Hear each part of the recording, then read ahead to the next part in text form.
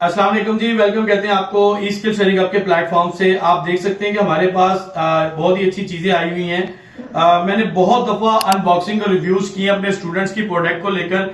आज आप देखने में कपड़े लग रहे हैं आपको, दर हकीकत हैं तो ये कपड़े ही बच्चियों के छोटे से कपड़े हैं और ये बैग्स हैं, बहुत ही खूबसूरत शूज हैं। क्लोज कर लो थोड़ा सा।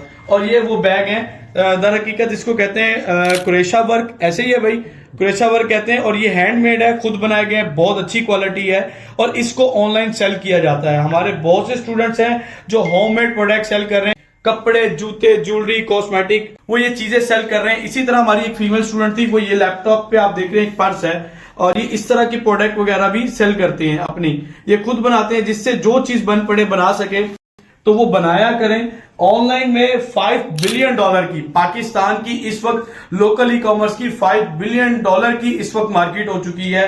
बेचने के लिए आपके पास बस सामान होना चाहिए और हर चीज बिकती है। शर्त यह है कि आपको मार्केटिंग स्ट्रेटेजी आनी चाहिए। उम्मीद करता हूं ये बातें आपको समझ आ गई होंगी। Thank you so much for watching this video. अल्लाह हाफ़िज़।